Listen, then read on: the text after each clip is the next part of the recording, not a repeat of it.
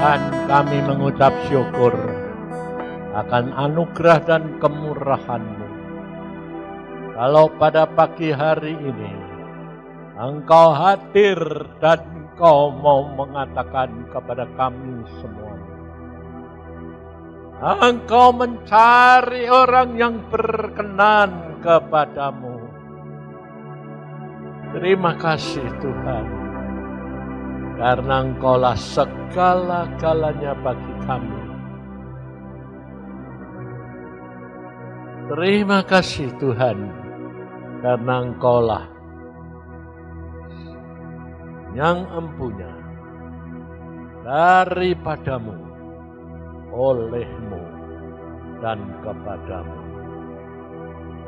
Terima kasih Tuhan, buat kami mengerti, buat kami menerima, buat kami menikmati, supaya kemuliaan-Mu dapat kami rasakan dan nikmati. Haleluya. Amin. Silakan duduk.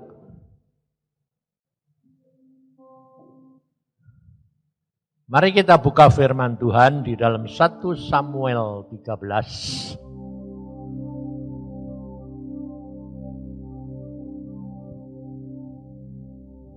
1 Samuel 13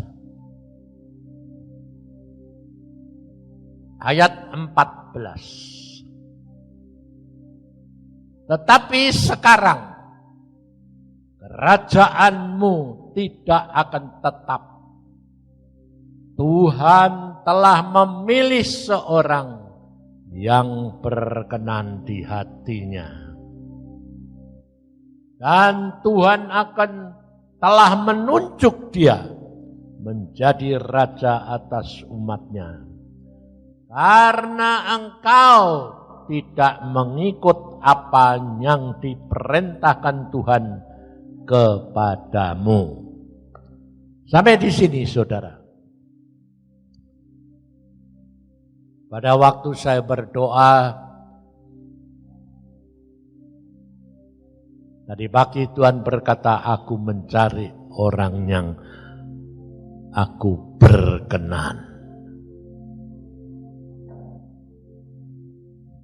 Kita kerap kali tidak bisa mengerti, saudara.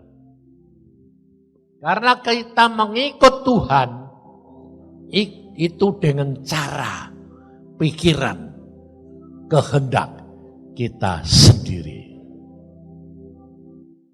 Kita harus sadar bahwa ikut Tuhan, kita harus membuat Tuhan yang melakukan segala sesuatu kepada kita. Selama saya hidup dengan Tuhan dari sejak umur 12 tahun, saya ketemu Tuhan Yesus sendiri. Dan Dia yang memanggil saya. Sejak umur 12 sampai sekarang 79 tahun.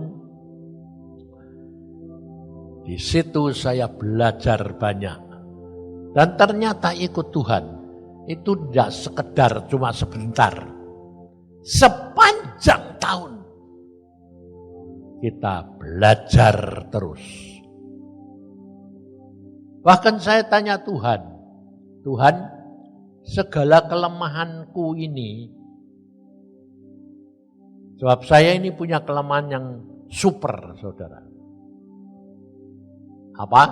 Super mata keranjang, super mata duitan, dan super sombong. Dan 3 hal itu adalah yang paling susah. Tapi Tuhan, saya mengatakan, Tuhan, aku mau lepas. Anehnya Tuhan ngomong apa? Kamu nanti mau lepas kalau sudah mati. Hah, kaget tak? Nah, kita justru mau lepas itu sebelum mati, betul tak? Kita kerap kali tidak ngerti, saudara. Tuhan mengatakan, sampai kamu mati, baru lepas semuanya. Berarti sepanjang hidupku, ya. Wah, kalau gitu ikut engkau tidak bisa sebentar-sebentar dong Tuhan. Ya. Kalau kamu ikut aku, harus sangkal diri. Wah, nyangkal diri itu ternyata sepanjang umur hidup kita, saudara. Tidak bisa sebentar-sebentar. Karena ternyata hidup kita ini sudah ditetapkan Tuhan. Dan ayat-ayat yang pokok itu saya diberikan oleh Tuhan. Umpamanya, apa yang tidak pernah timbul dalam hatimu, apa yang tidak pernah timbul dalam pikiranmu, itu yang disediakan Tuhan bagi orang yang mengasihi Dia. Nah, padahal kita ini orangnya senangnya apa? Mikir dulu atau jalani saja? Hah? Nah, iya, padahal Tuhan bilang, kalau kamu mau jadi ikut aku, sangkal diri, lepaskan semuanya. Pikiran kita pun harus ditanggalkan. Wah, lah itu susah. Saya mengatakan, wah susah Tuhan. Tapi Tuhan berkata, bisa kalau kamu mau. Nah kalau tidak mau, ya tidak bisa. Tergantung kamu. Tapi kerap kali saudara, kita itu mau, tapi tidak mampu. Makanya saya diajari Tuhan lagi, kamu harus berdoa, paksakan kehendakmu dalam hidupku.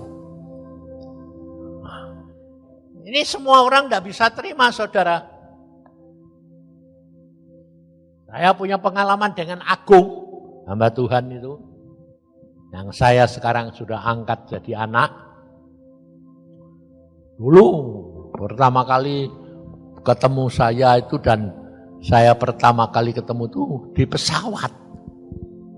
Sama-sama pelayanan ke Amerika. Di tengah-tengah perjalanan di pesawat Tuhan ngomong gini, beritahukan kepada hambaku. Saya tahu, oh maksudmu Agung, yes. Apa? Kasih tahu, kalau engkau tidak minta Tuhan paksa, kamu tidak akan sampai akhir pelayananmu. Destinimu tidak bisa sampai. Nah saya orangnya tidak banyak mikir, sudah biasa. Tidak mau mikir, ngomong langsung, Gung. Dengar, kalau kamu tidak minta dipaksa Tuhan, engkau tidak sampai kepada akhir pelayananmu. Oh, langsung ketawa. Lah ini loh saudara, saya punya pengalaman. Kalau firman Tuhan yang langsung dari Tuhan kita sampaikan, hampir semua orang tidak bisa langsung terima. Semuanya bertentangan dengan akal kita. Sehingga pada waktu saya sampaikan gitu, dia langsung ketawa. Dia ketawa, ketawanya ketawa ngejek lagi. Bukan ketawa seneng, enggak, ngejek. Langsung saya bilang, loh Tuhan, saya juga jujur ngomong sama Tuhan. Loh Tuhan, diketawailah. Makanya saya ngajar saudara itu cobalah mulai sekarang tiap hari jujur dan omong sama Tuhan dalam segala perkara. Caranya bagaimana? Ya begitu, contohnya itu kayak ini omongan saya. Demikian dia ketawa, saya ngomong. Tadi tidak langsung dia Tuhan ketawailah. Biarin. Justru kalau kamu dilawan dan kamu menghadapi kenyataan, kamu tidak membela diri dan kamu tidak membenarkan diri dan tidak merasa tersinggung. Kalau kamu tersinggung, itu berarti Tuhan atau kamu? Kalau kamu tersinggung, itu Tuhan atau kamu? Kamu. Itu keakuanmu masih. Saya tidak tersinggung. Saya semuanya saya lemparkan kepada Tuhan. Suruh ngomong tanpa mikir. Setelah ngomong, dia ketawa, saya langsung tidak diem dulu. Tuhan, diketawai. Dia bilang, hahaha, kalau Pak Yusa itu cocok. Dia bilang kalau aku cocok. Sebabnya pemberontak. Jadi harus dipaksa. Kalau dia, aku ndak kok Pak. Saya penurut, suka kompromi. Jadi kalau Tuhan sama saya, itu kompromi Pak. Nggak dipaksa. Nah, langsung aku bilang, Tuhan, jawabannya kau dengar, aku nggak mau tahu. Tugasku menyampaikan. Setelah itu selesai bagianmu. Ya aku nggak mau mikir. Jadi kalau sudah melakukan firman Tuhan gitu, jangan dipikiri. Nanti kalau dipikiri, setan ini masuk. Lalu dia ngomong A, ngomong B, bingung gue. Stres. Aku orangnya tidak peduli, sudah biasa. Saya bilang, silakan. Demikian saya silakan, diambil alih oleh Tuhan. Malam itu, enggak besok, enggak lusa. Dia mandi, temuin Tuhan. Nah, Tuhan itu ya lucu. Karena Tuhan itu bermaha kuasa dan dia tahu timingnya pas. Pas mandi, ditemui. Kita kerap kali kalau, Tuhan kok aneh-aneh sih Pak. Kenapa kok mandi? Nah, kalau mandi itu telanjang. Jadi kamu harus sadar, kamu tidak ada apa-apanya, tidak punya apa-apa. Tidak ada yang kamu simpen-simpen rahasiakan. Dan temui Tuhan, Tuhan berkata, selama ini apa yang sudah kamu lakukan untukku? Dia merasa, aku sudah melakukan ini, gerejaku sudah 2000, gedung gereja baru, wah sesuatu. Tuhan bilang, yang kamu lakukan itu untuk aku atau untuk dirimu sendiri? Kita kerap kali tidak sadar. Yang kita lakukan selama ini untuk diri kita, bukan untuk Tuhan.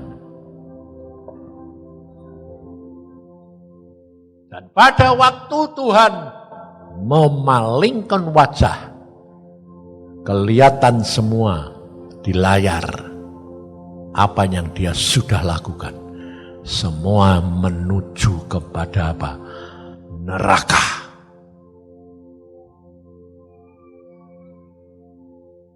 Jadi kita kerap kali saudara tidak mengerti bahwa selama ini yang kita lakukan itu menurut kita itu benar, anggota banyak, orang seneng, belum tentu.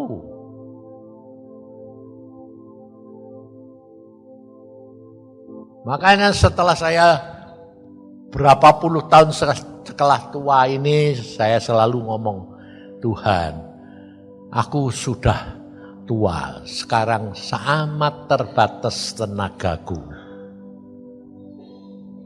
Orang kalau sudah tua itu repot loh saudara. Kadang-kadang mapleng hilang. Hilang sendiri, iya. apa. Dan itu ternyata saya ngucap syukur aja. Jadi tidak stres. Tidak banyak mikir. Setelah itu dia bertobat. Lalu Tuhan bilang, ingat, apapun yang dikatakan oleh hambaku, kalau engkau tidak minta Tuhan yang maksa, engkau tidak sampai. Karena kamu belum mengenal dirimu sendiri. Mengenal diri sendiri itu memang bukan hal yang gampang. Amat susah.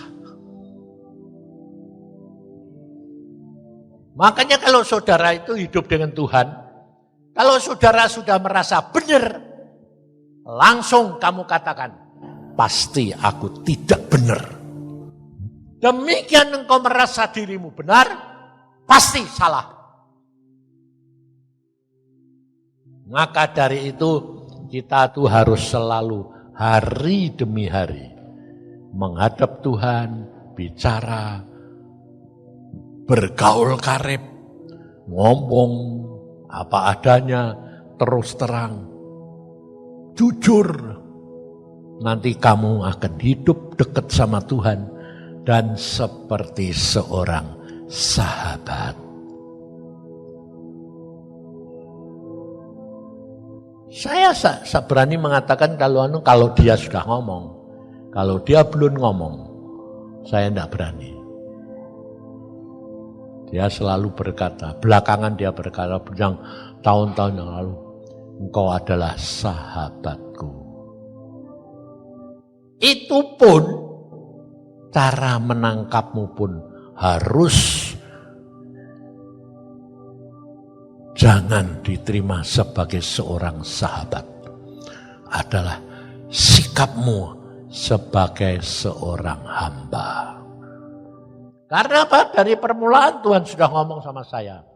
Yusa, aku beri kamu ayat yang setiap kali setelah engkau melakukan tugasmu, bagianmu dengan semua karunia yang aku beri, kamu harus ngomong kepada dirimu sendiri. Ngomong apa? Lukas 17 ayat 10. Aku seorang hamba yang tidak berguna. Aku hanya melakukan apa yang ditugaskan oleh Tuhan kepadaku. Tapi kita kerap kali tidak sadar, saudara. Bisa mengatakan, aku adalah hamba yang tidak berguna. Tapi kenyataannya kamu masih merasa bisa berguna. Makanya saya pernah ngomong loh ini. Dengan seorang hamba Tuhan penginjil terkenal yang sekarang sudah KO, sudah mati. Aku bilang, engkau anak muda loh ini. Aku bilang, engkau hati-hati. Kita di hadapan Tuhan itu tidak lebih daripada seekor cacing. Dia ketawa. Salah, dia bilang. Aku anak raja. Aku bilang, jangan sombong. Satu saat kamu akan tahu di mana kamu berada. Jangan kamu kira sebagai seorang hamba Tuhan besar, kamu nanti dapat apa-apa. Dan benar, dia meninggal, tidak tahu ada di mana. Tidak di surga, pasti belum ada di surga. Sebab banyak rahasia yang kita tidak tahu. Saya disuruh mengalami hal-hal seperti ini sama Tuhan untuk memberitahukan kepada saudara bahwa hiduplah dengan Tuhan seperti Yesus hidup. Belajarlah kepadaku karena aku lemah lembut dan rendah hati. Jadi kalau kamu merasa dirimu tidak ada ketenangan, ada sesuatu yang tidak beres. Kalau kamu merasa bisa, pasti kamu sedang jatuh dalam kesombongan. Wah, aku bilang, ikut tengkok kok susah sih Tuhan. Kalau tidak susah itu jalannya yang lebar masuk neraka. Itu gampang. Masuk surga itu tidak gampang. Jalannya sempit. Loh, kalau saudara bilang jalan ke surga sempit, saudara kan belum ngalami, ya toh? Pikiranmu apa? Sempitnya itu seberapa? Nah itu kita kerap kali tidak tahu. Ini saya ngalami sendiri. Ditunjuki Tuhan. Jalannya itu sempit. Karena saya ditunjuki seorang hamba Tuhan yang sedang terkenal. Pada waktu itu karena satu angkatan dengan saya, dia lebih muda dan dia sangat digandrungi oleh anak-anak muda. Saya naik Honda Accord, dilihatkan Tuhan. Dia naik BMW, kan, padahal dia lebih baru dari saya. Tapi dia sudah dapat BMW. Saya sudah lama baru dapat Honda Accord. Saya masih ingat Honda Accord saya putih. Diselip sama dia. Dia gini. Diketawai. Kamu sudah jadi penginjil berapa puluh tahun kok masih nggak pakai Honda Accord? Aku masih ingat loh itu Honda Accord tahun 84. Dia pakai BMW. Aku bilang, aku ya lapor, jangan gitu tuh terus terang. Udah lapor sama Tuhan. Jangan kamu diem aja. Jangan bilang rendah hati. Wah, ngawur. Ngomong, aku yang ngomong sama Tuhan. Oh Tuhan diketawai tak? Aku gitu. Tuhan ini bilang apa? Yo ben. Ayo wis, yo ben. Habis itu yo ben, saya sudah lumayan toh. Yo ben itu biar, tapi kan sudah lumayan. Cuma sekedar diketawai. Di tengah jalan, dia ngomong, sekarang turun. Lawang naik Honda Accord diketawai, kok sekarang malah turun? Aku bilang, turun naik apa? Sepeda. Mateng. Aku bilang, lu piye tah Tuhan? Nurut. Aku ya sudah. Aku sudah mikir, naik Honda Accord diketawai, enggak, turun. Terus kenapa? Naik sepeda. Jadi aku naik sepeda. Jalanannya naik lagi. Jalanannya itu naik ke atas gunung. Aku bilang, loh Tuhan, engkau tuh sudah tahu jalanannya naik. Aku naik sepeda apa kuat? Tuhan cuma apa? Nurut. Saya naik sepeda, nurut. Diselip sama dia lagi.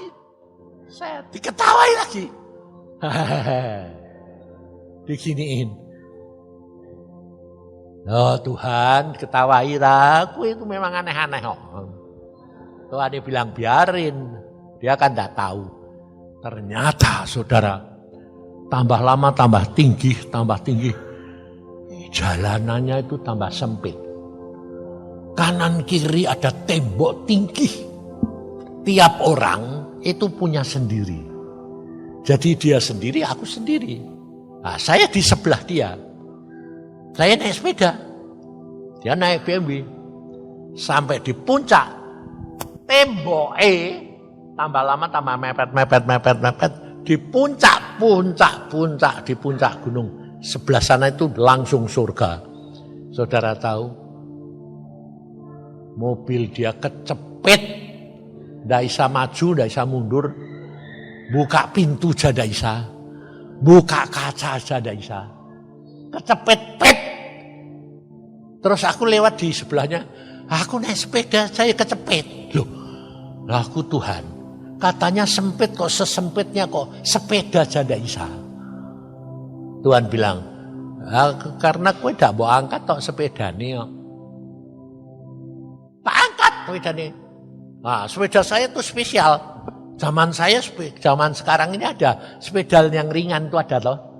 Ada yang harganya saya mobil harganya. Tangan satu aja naik sepeda loh.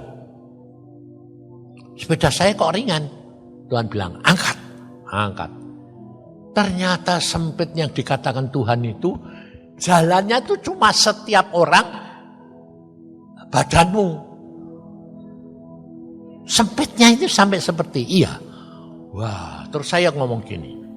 Loh Tuhan, lah ini kalau jalan kayak gini sempit kayak gini. Lah dia orang gendut piye? Ya toh? Wah, aku saja yang sempit segini sesek, apalagi orang gendut. Wah, itu kan pikiranmu. Karena kowe gak tahu pikirannya Tuhan. Gendut ya melar. Tak sangkai orang gendut nanti masuk surga jadi guru. Kok enak? Tuhan bilang, ya biar gendut ya biar gendut. Wong aku punya jalan. Pintunya itu kayak pintu apa ya? Otomatis molor. Ukurannya persis kamu. Jadi jangan khawatir sama orang gendut. Jangan khawatir sama orang yang kurus. Sebab saya lihat sendiri. Orang yang gendut masuk pakai baju selembar saja tidak bisa. Harus copot seluruhnya. Nah, kemudian saya lihat orang kurus. Dia mau masuk, dia bilang, laung gendut tidak pakai baju satu tidak bisa. Nah, dia kurus, pakai baju. Pikirnya, wow, buat gendut dia 2 kali aku sepangai kok. Masuk, tidak bisa ternyata. Pintunya nyempit, tetap bajunya harus dilepas. Oh, begitukah? Yes. Sendiri-sendiri. Nah, kemudian ini hamba Tuhan. Dia adalah pemimpin gereja yang terkenal. Dia pakai BMW. BMW-nya dipikir dibawa ke surga. Itu pekerjaannya toh. Di hadapan Tuhan. Tuhan bilang, semua harus ditinggal. Masuk ke surga seperti nyanyian. Kamu datang tidak membawa apa-apa. Kamu pergi pun tidak membawa apa-apa. Tidak boleh, Tuhan bilang. Nah ini aku kok sepeda aku tidak suruh buang. Mau suruh bawa. Persembahkan. Karena yang kamu kerjakan untuk Tuhan. Bukan untuk dirimu sendiri. Jadi saya angkat, persembahkan, saya masuk. Wah, setelah keluar dari tembok kanan kiri itu, saya terbengong-bengong. Surga, waduh bagus sekali. Firdaus, waduh Tuhan, waduh kok kayak gini hebatnya. Itulah kalau kamu ndak usah tahu, kamu dituntun kemana, nurut saja. Kamu tuh ndak tahu apa di depan kamu. Waktu sampai di sana saya geleng-geleng. Wah kalau tahu gini Tuhan, aku ndak mau pulang lama-lama. Makanya pada waktu mama saya meninggal, papaku, dia nungguin semalam suntuh.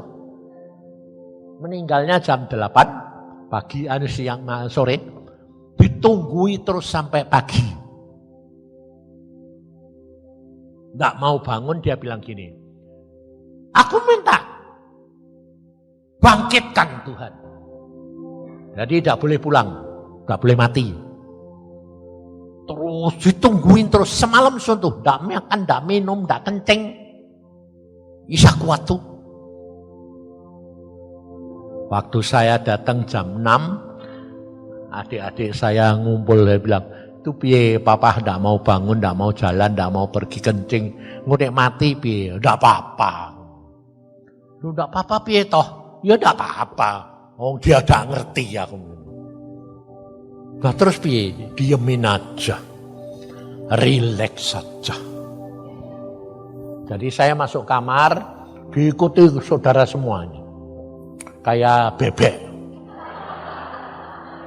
Tapi dia mau lihat apa yang dilakukan kakakku satu ini apa. Saya ngomong mbak papa, enggak. Jadi jangan salah, makanya itu saudara. Hidup dengan Tuhan itu langkah demi langkah. Apapun yang kau mau lakukan, hadapi. Kau tidak tahu. Tapi belajar tanya Tuhan, apa yang harus. Saya masuk kamar. Papa sedang diem. Aku bilang, selamat jalan mama. Engkau di surga senang sekali. Saya ngomong bukan sama papa loh. Saya ngomong sama mamahku yang sudah mati. Sing jawab siapa? Papa.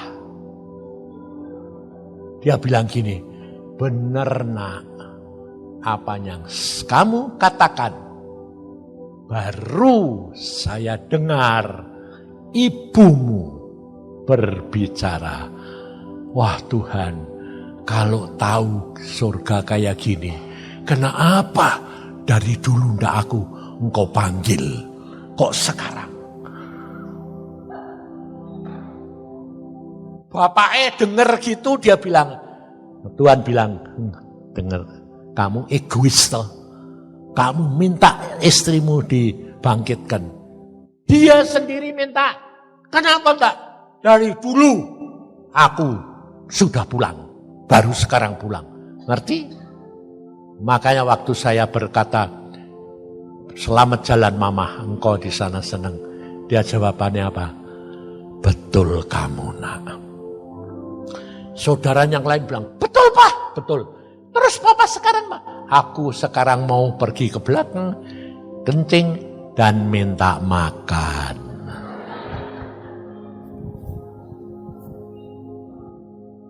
Saudara tahu?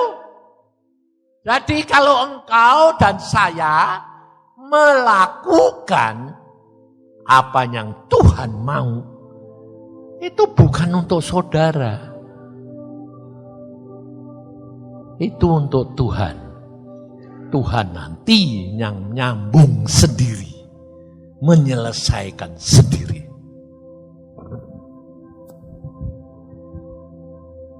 Makanya kalau pagi ini Tuhan berkata, aku sedang mencari orang yang aku berkenan.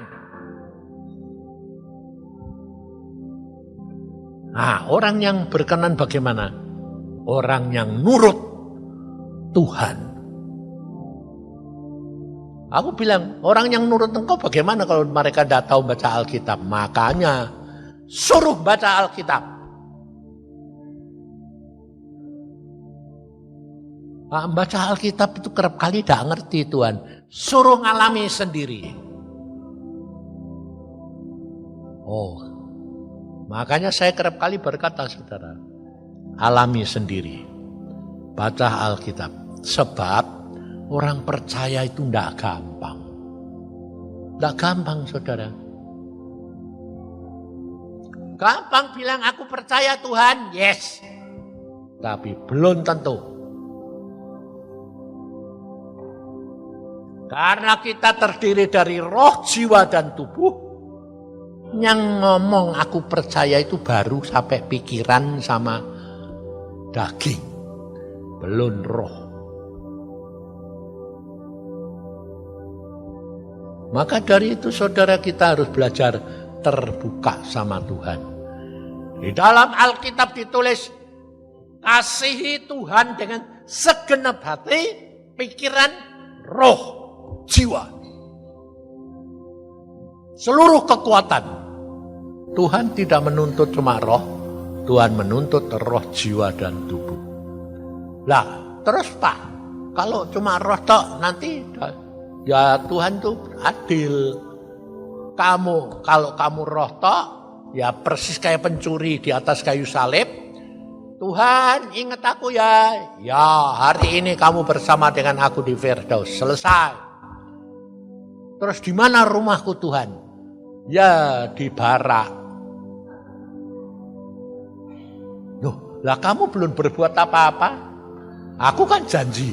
Hari ini engkau bersama dengan aku di Firdaus. Di Firdaus ya di Firdaus. Tapi di Firdaus itu ada rumahnya, ada barak. Kayak tentara itu loh. Di tenda. Ada juga ruko. Jadi di sana ada ruko loh.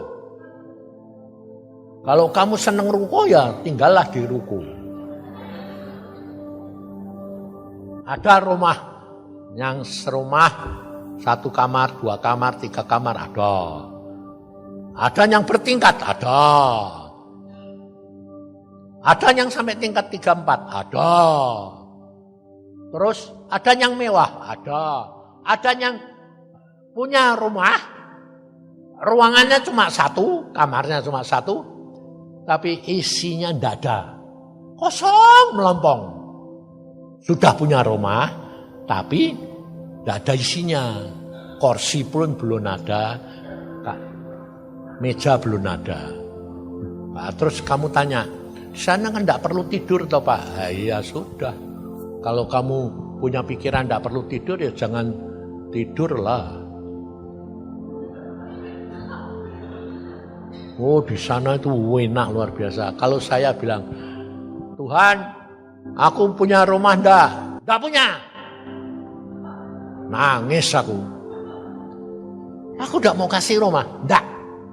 Sebabnya apa? Satu malam saya ngomong sama istri saya, yang itu kan sudah sakit-sakitan gini. Jadi dia pulang enak.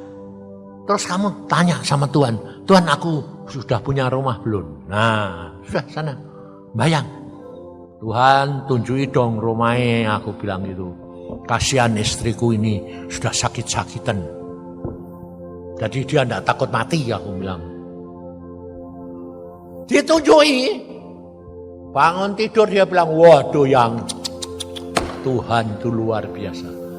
Apa yang aku suka, itu aku disediai. Aku paling suka adalah kebunnya luas, tanamannya kembang dan buah-buahan. Rumahku mau besar-besar sebab membersihkannya repot. Di sana tidak ada pembantu. Lah ini loh saudara, kalau kamu punya pikiran di dunia gitu, di sananya juga begitu. Aku bilang bodoh kowe, di sana ndak butuh pembantu. Loh, yang bersih-bersih siapa? Bersih sendiri. Sedang kamu di Firdaus itu makan buah. Aku bilang Tuhan, ini piye sisanya di buah ndak habis ini, buang aja. Loh, kan kotor Tuhan. Yang penting nurut. Wes buang plek plus hilang. Loh, kemana? Gak tahu, hilang dewe. Daun di sana tidak bisa kering, rontok, pluk. Kemana itu? Hilang. Semua kekal. Oh, enak enggak? Hah? Ya wis ora usah kakean mikir. Kamu masih pikiranku dok sana piye? Apa ndak bosen ya, Pak? Ndak bisa bosen. Kenapa? Ndak tahu. Aku kesana gini. Kok suasananya kok aneh ini ya Tuhan? Kok enak, damai, sejahtera. Hadirat Tuhan luar biasa. Di sana cuma seneng muji. ngucap syukur. Iya, inilah kowe nurut, nikmati.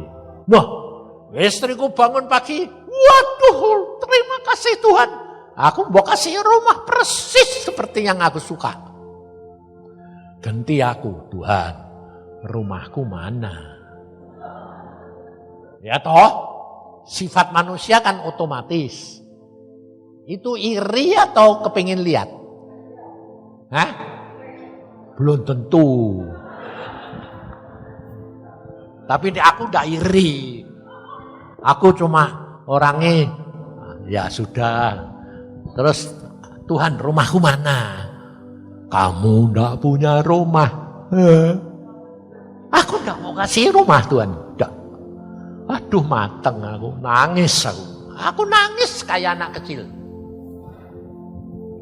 Tuhan, engkau kok beda kasih. Masa aku tidak mau kasih rumah? Ya, emper-emper apa? Masa rumah ndak? Aduh, saya sedih sekali. Setelah sedih, setelah nerima, ya sudah, sak sukamu. Ngomong lagi malan. Gue mau lihat di mana kamu tinggal. Bayangin, pikiran saya rumah. Dia ngomongin, di mana kamu kepingin lihat di mana kamu tinggal? Ya. Tapi pikiranmu masih rumah enggak? Masih. Kita tinggal ya di rumah, betul? Nah ya itu bukan pikiran Tuhan. Pikiran Tuhan enggak gitu.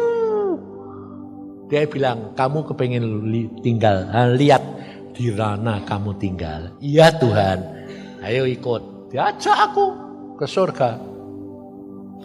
Naik bus. Wih, di sana setelah sampai di surga tunjuki.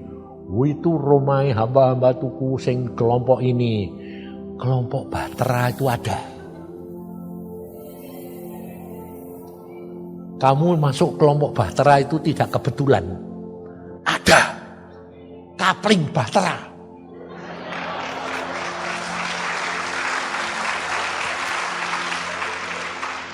Bayangin saudara, aku sampai kaget. Hah? Kapling Bahtera ada? Ada.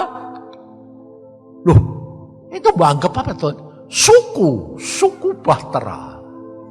Oh, waduh, lumayan ya Tuhan. Ada itu. Satu kompleks. Itu pun rumahnya beda-beda. Ada yang cuma sekamar, 2 kamar, ada yang bertingkat, ada yang mewah. Wah, ini. Rumah Iin, rumah Agung itu, wih, duh. Aku sampai gini, rumahku mana ya? Tak cari, tidak ada. Di kelompok Bahtera, tidak ada rumah saya.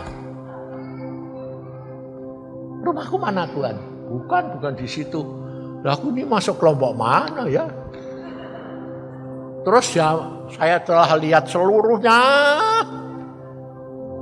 Tuhan bilang, kamu lihat ini rumah-rumah bagus-bagus enggak? Bagus, enak.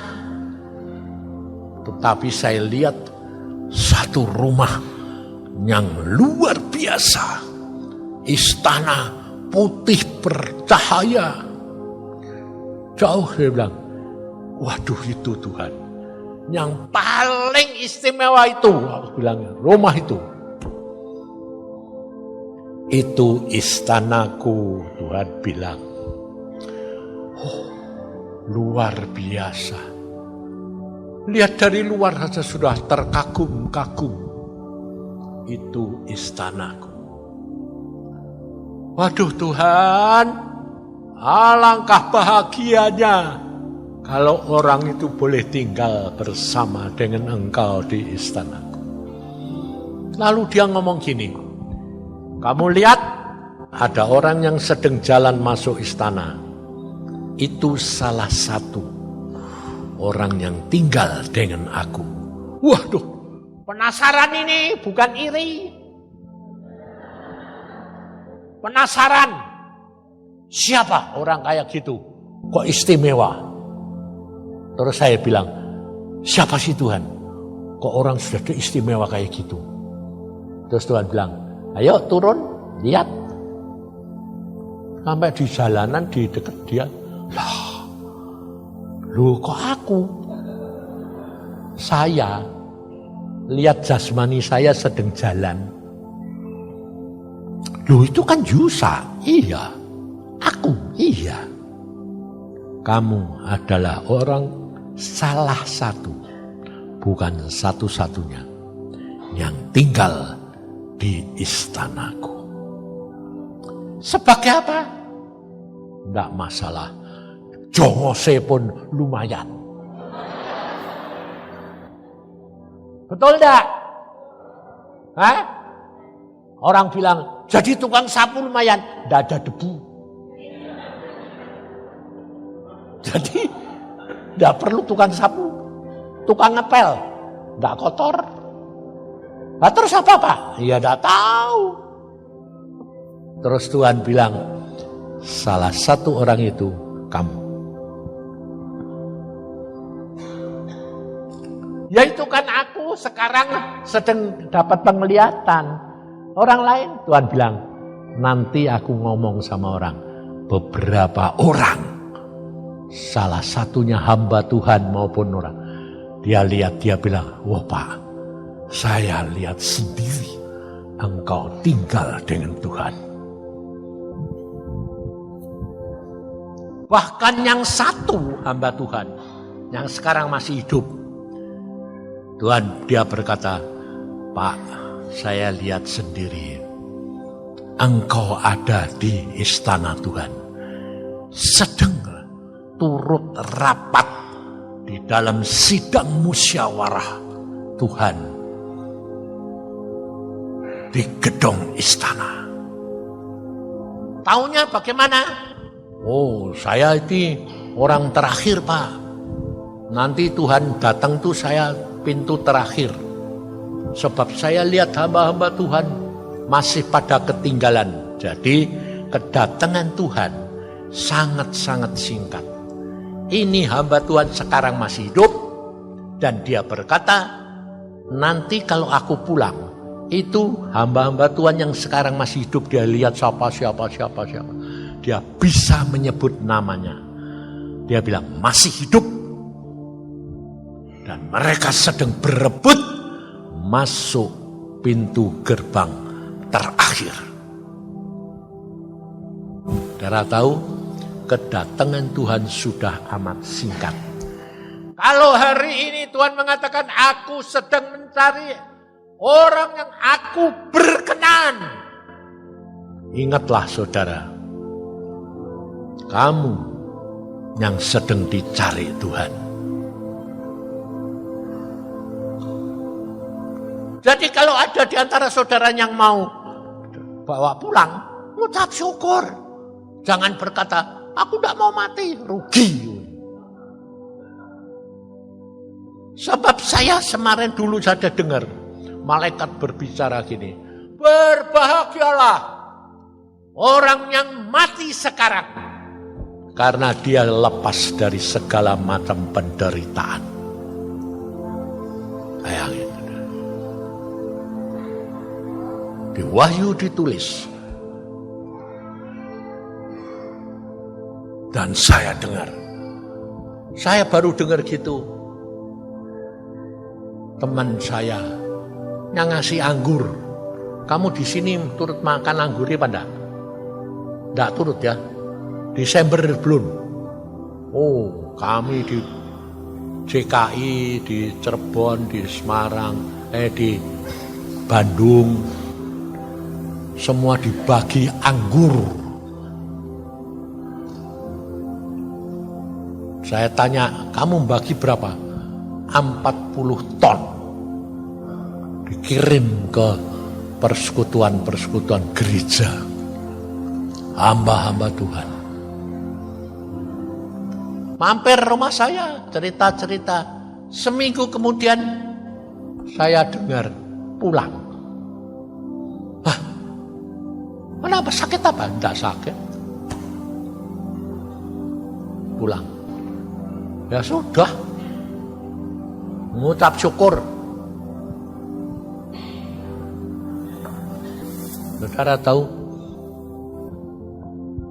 Makanya saudara ini, saya ini kesini itu enggak setahun sekali, belum tentu balik lagi. Enggak tahu saya. Dek Hensi selalu minta, ayo om, nanti minta Tuhan, enggak usah minta aku.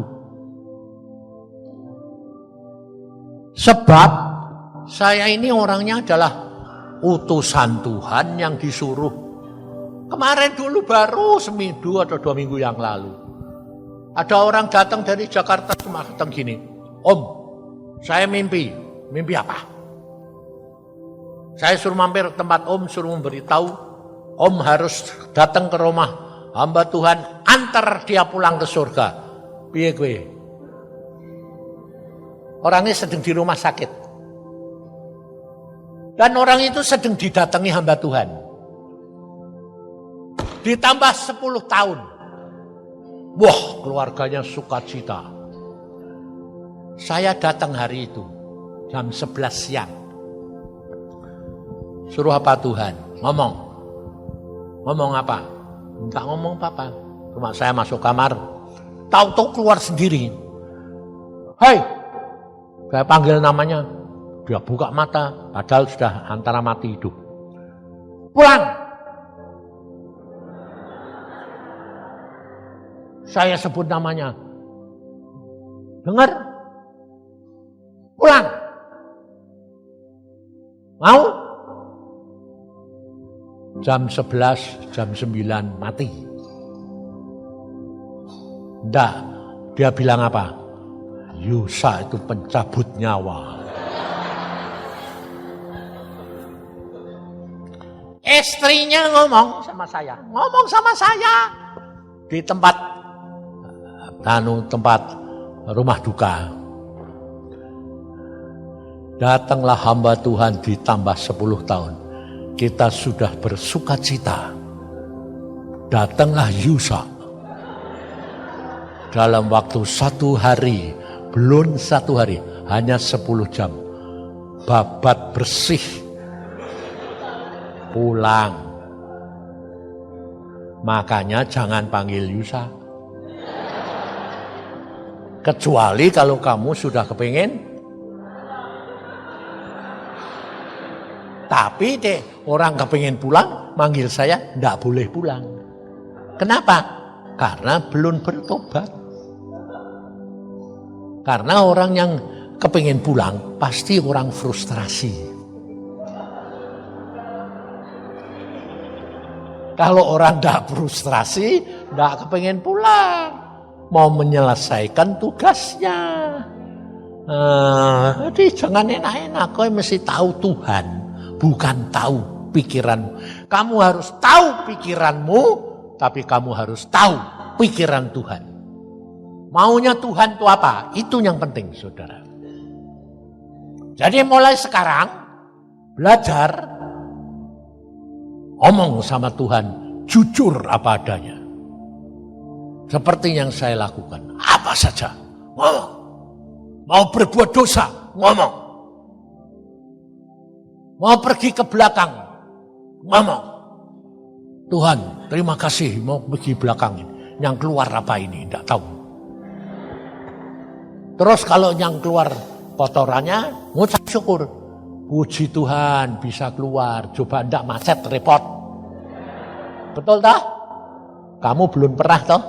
Bisa buang kotoran kamu ngucap syukur belum pernah toh? Karena pikir biasa, itu salah. Ngucap syukur. Aku aja bisa kencing, terima kasih Tuhan. Tapi kalau kencingnya tidak bisa dikontrol, celaka ini. Kamu nurut. Tak kasih tahu loh, jangan kamu kira saya itu tidak ngasih tahu. Sebab saya kalau tidak ngasih tahu, saya khotbah di sini kencing piye, bojol terus. Orang sudah tua itu susah dikontrol. Maka dari itu apa yang kamu ucapkan itu berkuasa. Belajar.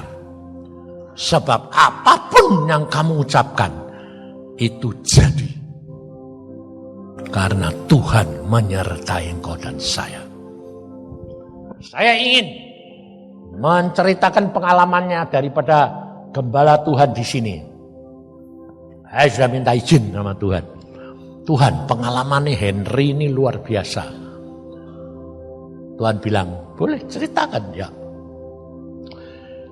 Dia diundang seorang sakit di Singapura. Dia tidak tahu apa-apa. Sakitnya kanker, sudah stadium 4. Ngomong aja sudah susah. Agamanya bukan Kristen. Loh, dek Kristen jadi lumayan ya toh. Ini bukan Kristen. Nah, jadi terus suruh ngapain? Terus aku bilang, suruh ngapain gue? Lah enggak tahu. Itu yang betul. Oh gitu. Itu sing betul. Kowe enggak tahu apa-apa, nurut saja Tuhan suruh datang ya datang. Sampai di sana enggak tahu. Udah sampai di sana enggak tahu. Tuhan ya enggak ngomong apa-apa. Nah itu sing bener. Wah tapi bingung loh Om. Wah itu bener. Lek kowe gak bingung, itu sombong. Kowe merasa bisa. Oh gitu, ya. Sudah sampai itu, Tuhan yang ngomong. Ini orang bukan Kristen. Tapi dia suka memberi aku pakaian. Suka memberi aku makan. Suka memberi aku minum. Suka memberi aku uang. Bingung gak kowe? Oh, nah terus piye Tuhan? Ya sudah, ngomong aja, bayangin. Bingung enggak? Dia bilang, ngomong apa? Ya ngomong aja. Wah aku ya kerap kali yang ngalami gitu. Suruh ngomong apa? Ngomong aja. Lah ngomong apa? Enggak tahu. Wah memang enggak ada di sini. Jadi ngomong. Om itu suka ngasih, itu sudah ngasih untuk Yesus. Padahal dia bukan orang Kristen. Saudara tahu. Saudara harus tahu. Engkau menjadi orang Kristen. Tapi kalau engkau tidak menjadi pelaku firman yang kamu baca, hati-hati.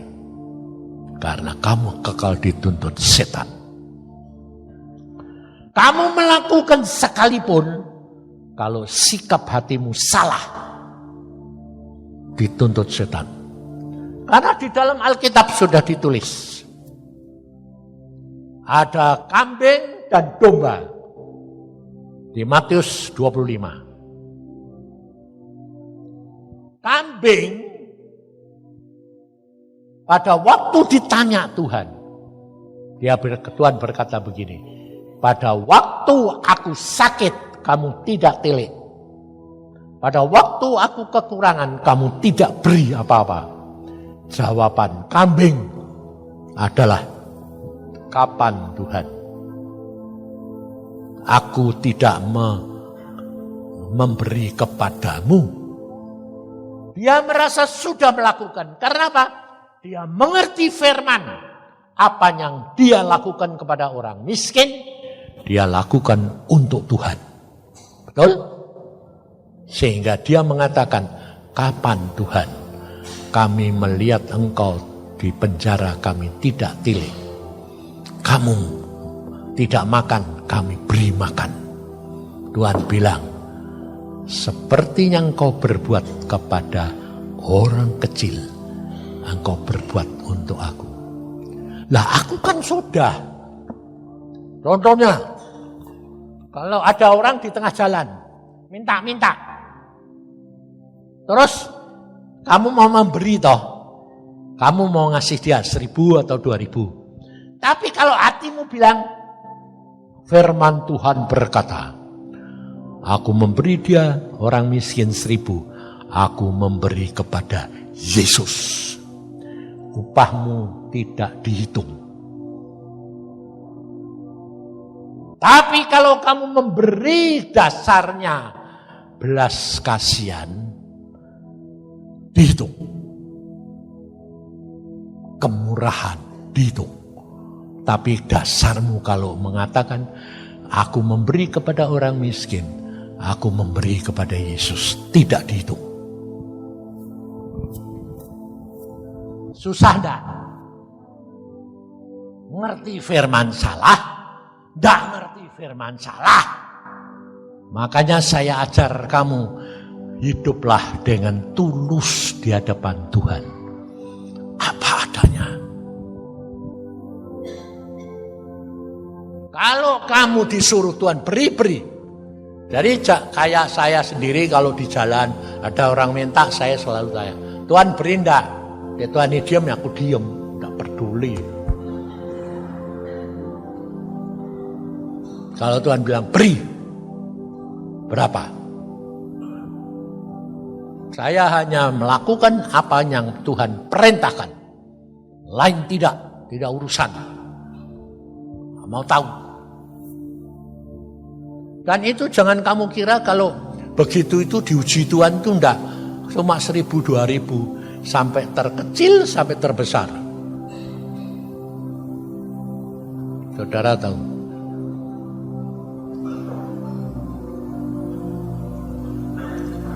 Baru-baru ini anak saya masalah di penjara. Saya lihat tabungan saya, persembahan, kaget aku. Bulan Desember apa Januari. Loh, tabungan saya kok jadi besar. Ada 1 M. Nolnya 9.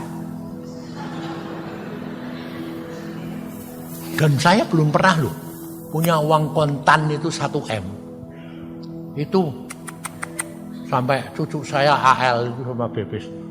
Beb, L, 09. Banyak ya Kong. Baru bilang banyak dan kita cukup seneng dapat telepon.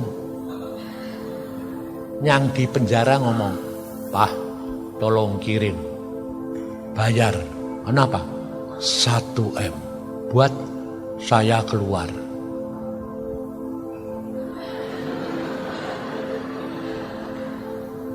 Aku tanya Tuhan piye? Bayarlah. Saya sama AL sama Bebes ke bank. Bayarlah. Tulis L. Bayar sama siapa? Bayarlah. Dikumpulkan berbulan-bulan. Dalam waktu 1 hari bersayaplah.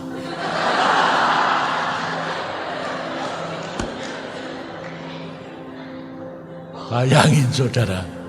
Tapi hati saya tenang, damai. Aku bilang, AL bilang, enggak sayang Kong. Sayang sih sayang, tapi nurut Tuhan itu enak. Santai aja. Nanti kan dikasih lagi. Biarin. Sampai sekarang enggak dikasih itu.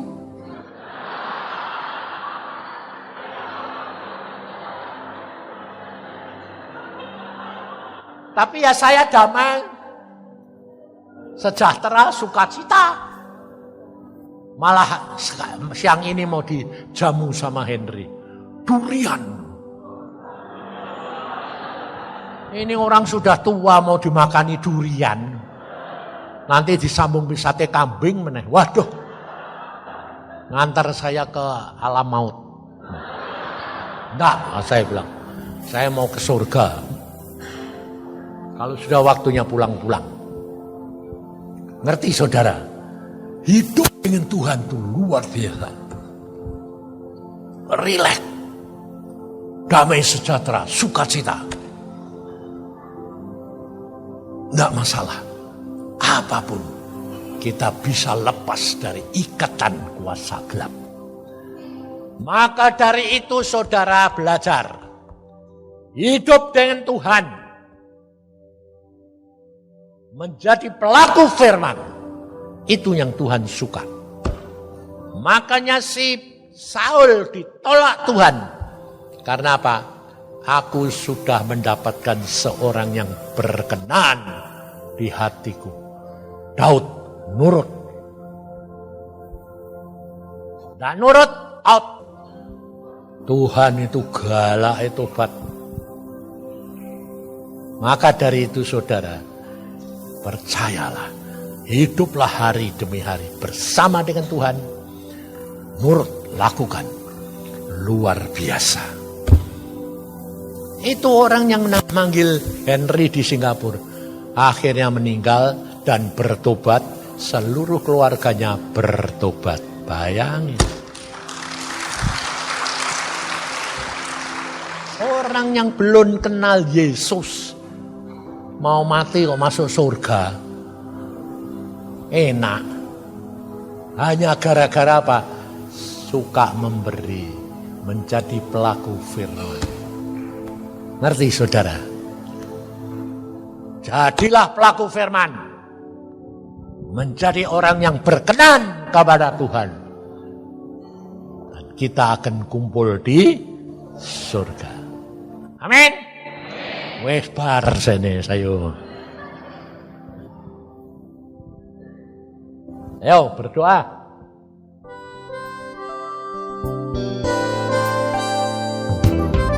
Anda diberkati dengan pemberitaan firman Tuhan. Dapatkan kaset, VCD, CD, MP3, dan buku-buku rohani dari hamba-hamba Tuhan Evangelis Yusak Cipto, Pendeta Petrus Agung, Evangelis Iin Cipto, dan hamba-hamba Tuhan lainnya. Tersedia juga banner dan alat-alat tarian lainnya. Hanya di toko buku Bless to Bless, Jalan Boulevard Barat Raya, Ruko In Kopal, Blok F, nomor 50, Kelapa Gading, Jakarta Utara. Hubungi 45851254 atau 92958800. Bless to Bless. Bless to bless.